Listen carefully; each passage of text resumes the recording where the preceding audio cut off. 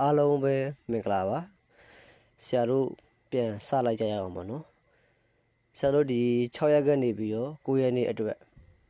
ဆရာတို့ထိုးသားတည်တယ်ပေါ့နော်6ပင်ကလေးနာတော့ဖြည့်ရမယ်ပေါ့နော်ရချင်းအပြည့်အပတ်မြောက်ဖြစ်တယ်ပေါ့ဆရာတို့ဒီအခွေကိုမိမိရရလေးထိုးစေခြင်းတယ်ပေါ့နော်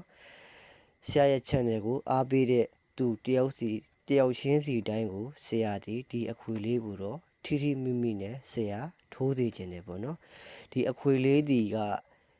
တော်လှပတည်တဲ့အခွေလေးလို့လည်းဆရာတို့ဒီပြောလို့ရပါတယ်သူဒီကျင်းစီပေါလာမှာပါ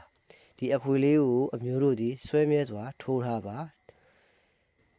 တစ်ချိန်စာပေါက်တီးရမှာဖြစ်ပါတယ်ပေါ့နော်ဆရာတို့6ရက်ကနေ9ရက်နေ့အတွက်ထိုးရမယ်ရချင်းအပြည့်အပတ်လာပြီဘာများဖြစ်မလဲပေါ့နော်သိကျင်နေပြီလားမျိုးတို့သိကျင်နေပြီလားဆရာတို့ဒီထိုးရမယ်အခွေလေးရတော့86လေးအပူးပါအခွေပေါ့နော်ဆရာဒီရှယ်ပင်တကွက်ကောင်းအနေနဲ့ဆရာ68ကိုရွေးပေးထားပါသည်ပေါ့နော်ဒီ86လေးဆိုတဲ့အခွေကဘာကြောင့်ရတယ်လဲဆိုပါဦးသိကျင်သလားအမျိုးတို့ကလင်ဒါတဲ့တစ်ချက်ကြည့်ကျင်သေးသလား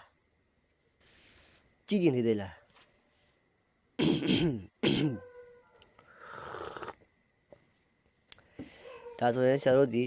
6ပင်ကလင်ဒါလေးနဲ့တစ်ချက်ကြည့်လိုက်ရအောင်ပေါ့နော်နည်းလျောချက်လိုက်6ပင်ကလင်ဒါဆိုတာဒီလိုမျိုးပေါ့နော်1ပင်2ပင်3ပင်4ပင်5ပင်6ပင်ပေါ့နော်ဒီလို6ပင်ကလင်ဒါဒီလိုတဒန်းပေါ့နော်ဒီလိုတဒန်းစီဒါဆိုရင်ဆရာတို့တစ်ချက်ကြည့်လိုက်ရအောင်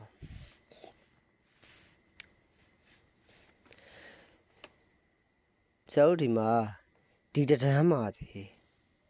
နော်ဒီတဒန်းမှာပေါ့နော်ဒီတဒန်းမှာစီ86လေးအပူးပါအခွေဒီဆရာတို့ဒီမှာ48ဆိုပြီးတော့လည်းကြားတယ်ဒီမှာ68ဆိုပြီးတော့လည်းကြားတယ်ဟုတ်တယ်နော်ဆရာတို့ဒီတဒန်းမှာဒီ86လေးအပူးပါအခွေဒီမှာ48ဆိုပြီးကြားတယ်68ဆိုပြီးကြားတယ်ဒီဘက်တဒန်းမှာလည်းဆရာတို့ဒီ86လေးအပူးပါအခွေဒီမှာ64ကြားတယ်ဒီမှာ64ကြားတယ်ဒီမှာ64ကြားတယ်ပေါ့နော်ဒါဆိုရင်ဆရာတို့ဒီဘက်ကိုလည်းဆက်ကြည့်အောင်86လေးအပူးပါအခွေဒီမှာ68ကြားတယ်48ကြားတယ်68ကြားတယ်68ကြားတယ်ဟုတ်တယ်နော်ဆရာတို့ဒီအတန်းတွေမှာဒီလိုသူကြပေးထားတယ်ဒါဆိုရင်ဆရာတို့ဒီဘက်ကိုလည်းဆက်ကြည့်အောင်ဒီအတန်းမှာဆိုရင်လည်းဆရာတို့ဒီမှာ48ကြားတယ်ဒီမှာ86ကြားတယ်ဒီမှာ46ကြားတယ်ဒီမှာ64ကြားတယ်ဒီမှာ48ကြားတယ်ဒါဆိုရင်ဆရာတို့ဒီဘက်ကိုလည်းဆက်ကြည့်အောင်ဒီမှာဒီတဒန်းမှာဆိုရင်လည်း48ကြားတယ်84ကြားတယ်68ကြားတယ်ဟုတ်တယ်နော်ဒါဆိုရင်ဆရာတို့ဒီဘက်ကိုလည်းဆက်ကြည့်ရအောင်ဒီတဒန်းမှာဆိုရင်လည်းဒီမှာ86ဆိုပြီးတော့ကြားခဲ့ပြီတယ်ဟုတ်တယ်နော်ဒါဆိုရင်ဆရာတို့ဒီဘက်အတန်းမှာဒီဒီမှာ86ဆိုပြီးတော့ကြားတယ်46ဆိုပြီးတော့ကြားတယ်64ဆိုပြီးတော့ကြားခဲ့ပြီဟုတ်တယ်နော်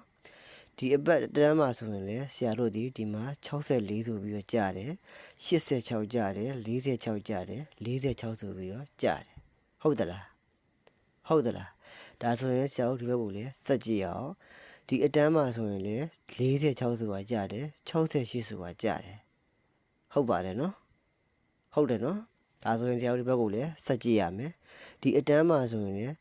ဒီမှာ68ဆိုပြီးကြားတယ်86ဆိုပြီးကြားတယ်48ဆိုပြီးကြားတယ်68ဆိုပြီးတော့ကြားတယ်ဟုတ်သလားဒါဆိုရင်ဆရာတို့ဒီဘက်ကိုလည်းစက်ကြည့်အောင်ဒီမှာ48ဆိုပြီးတော့ကြားခဲ့ပြီတယ်ဟုတ်သလား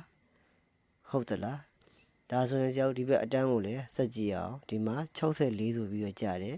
68ဆိုပြီးတော့ကြားတယ်46ဆိုပြီးတော့ကြားတယ်ဟုတ်ပါတယ်နော်ဒါဆိုရင်ဆရာတို့ဒီဘက်ကိုလည်းစက်ကြည့်အောင်ဒီမှာ64ဆိုပြီးတော့ကြားတယ်86ဆိုပြီးကြားတယ်84ဆိုပြီးကြားတယ်46ဆိုပြီးတော့ကြားတယ်ဟုတ်တယ်နော်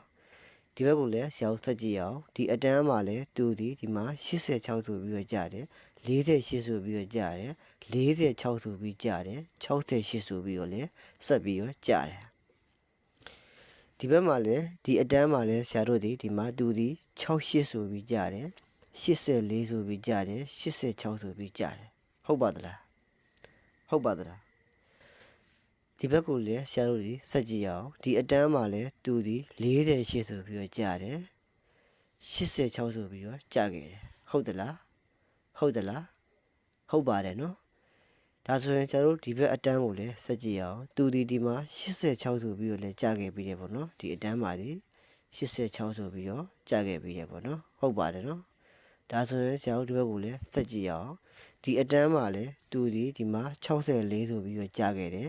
86ဆိုပြီးတော့ကြားခဲ့တယ်84ဆိုပြီးတော့ကြားခဲ့တယ်68ဆိုပြီးတော့လည်းဆက်ကြတယ်86 84ဆိုပြီးတော့လည်းဒီအတန်းမှာသူဒီဆက်ပြီးတော့ကြားခဲ့ပြီးဟုတ်ပါတယ်နော်ဟုတ်ပါတယ်နော်ဒါဆိုရင်ဒီဘက်အတန်းကိုလည်းဆရာတို့ထပ်ပြီးတော့စစ်ကြည့်ရအောင်ဒီအတန်းမှာလည်းသူဒီ84ဆိုပြီးတော့ကြားခဲ့တယ်68ဆိုပြီးတော့ကြားခဲ့တယ်86ဆိုပြီးတော့ကြားခဲ့တယ်ဟုတ်ပါတယ်နော်ဟုတ်ပါတယ်နော်ဒါဆိုရင်ဆရာတို့ဒီဘက်အတန်းကိုလည်းဆက်ကြည့်ရအောင်သူဒီမှာ68ဆိုပြီးတော့ကြားခဲ့တယ်48ဆိုပြီးတော့လည်းကြားခဲ့တယ်ဟုတ်ပါတယ်နော်68ဆိုပြီးတော့လည်းကြားခဲ့တယ်48ဆိုပြီးတော့လည်းကြားခဲ့တယ်ဟုတ်ပါတယ်နော်ဒါဆိုရင်သူဒီဘက်အတန်းမှာလည်းဆရာတို့ဒီမှာ84 64 48ဆိုတဲ့ခဏန်းသူဒီအတန်းမှာလုံးဝမကြသေးပါဘူးဟုတ်သလားဟုတ်သလားဟုတ်သလားဒါကြောင့်မို့လို့ဆရာတို့ဒီအပတ်မှာနော်ဆရာတို့ဒါဒီအပတ်မှာထိုးရမယ့်အခွေဒီမှာ864အပူပါအခွေဖြစ်ပါတယ်ဒီအခွေကိုထိထိမိမိထိုးမယ်ဆိုရင်အမျိုးတို့တစ်ချိန်စာပေါက်တီးရမှာဖြစ်ပါတယ်နော်ဆရာကတော့ဒီ864ဆိုတဲ့အခွေလေးကိုအမျိုးတို့ကိုထိထိမိမိလေးကိုထိုးစေချင်ပါတယ်ပေါ့နော်ထိုးခြင်းပြပါဒါကြောင့်မို့လို့ဆရာတို့6ပင်ကလင်နာတော့ဖြစ်ရမယ်ရချင်းအပြည့်အပတ်ပေါ့နော်ဒီအပတ်ရချင်းအပြည့်အပတ်ဖြစ်ပါတယ်နော်သူဒီမှာကလင်နာတစ်ပင်လုံးဒီ6ပင်ကလင်နာတစ်ပင်လုံးမှာလုံးဝပြက်ပင်မရှိပါဘူးနော်လုံးဝပြက်ပင်မရှိသေးဘူးဒါကြောင့်မို့လို့ဆရာတို့ဒီအပတ်မှာ864အပူပါအခွေဆရာတို့ကျင်းသေးပေါက်လာမှာဖြစ်ပါတယ်ပေါ့နော်ဆရာရှယ်ပြင်းတစ်ကွက်ကောင်းအနေနဲ့ဆရာ68ကိုရွေးချယ်ပေးပါတယ်ပေါ့နော်ဒီအခွေလေးပဲထိုးဒီအခွေလေးပဲထိုးအားလုံးအဆင်ပြေရလိမ့်မယ်နော်ဆရာတို့နှစ်သက်မှာအမျိုးတို့အားလုံးငွေဝင်လန်းရွှေဝင်လန်းတွေမှာအစသအရာဖွံ့ဖြိုးတိုးတက်လာပြီးတော့ကျင်းစီပေါဒီအခွေအမျိုးတို့ကိုငွေအထုတ်များလာပြီးပေးပါလိမ့်မယ်ယုံကြည်စိတ်ချစွာထိုးပါနော်ဆရာစီမှာမိသားစုလည်းအဖွဲ့ဝင်လို့ရပြီပေါ့နော်ဆရာစီမှာမိသားစုအဖွဲ့ဝင်မယ်ဆိုရင်လည်းဘိုင်ဘာဖုန်းကနေ399668 399 849မှာဆရာကိုဘိုင်ဘာကနေပြီးတော့ဆက်သွယ်ပေးပါနော်ဆရာရဲ့ငွေလွှဲဖုန်းကတော့399668 399 849ပဲဖြစ်ပါတယ်ပေါ့နော်ဆရာဒီ Wisman နဲ့အကောင့်ဖွင့်မိကြပါနော်ကဲတရားလေးကိုလည်းအမျိုးတို့screenshot လေးရိုက်ပြီးတော့ယူထားလိုက်ကြပါနော်screenshot လေးရိုက်ပြီးတော့ယူထားလိုက်ကြ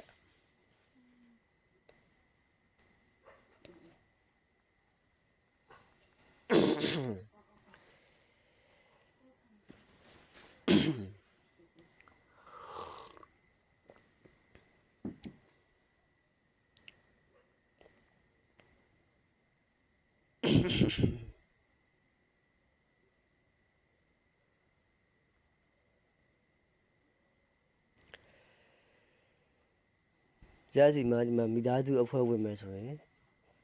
6ရက်ကနေ9ရက်နေ့အတွက်တစားတို့3လုံးကွေကရမှာဖြစ်ပါတယ်ပေါ့နော်ဆရာဒီတစားတို့3လုံးကွေကိုဆရာမိသားစုဝင်ကြီး1000ကျပ်ပြည့်ရောင်းချပေးပါသေးနော်ဆရာဒီ6ရက်မှ9ရက်နေ့အတွက်ကိုတစားတို့3လုံးကွေအပူးပါအခွေပေါ့နော်ဆရာ1000ကျပ်ပြည့်အမျိုးတို့ကိုရောင်းချပေးပါသေးပေါ့နော်ဆရာကိုဘိုင်ဘာဖုန်းကနေပြီးတော့ဆက်သွယ်ပေးပါနော်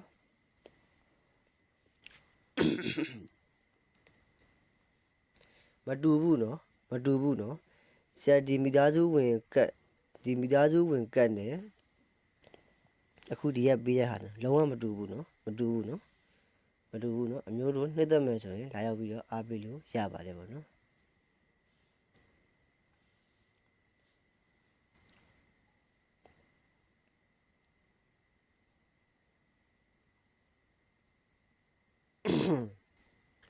ဒီအရေးရတော့ဆရာ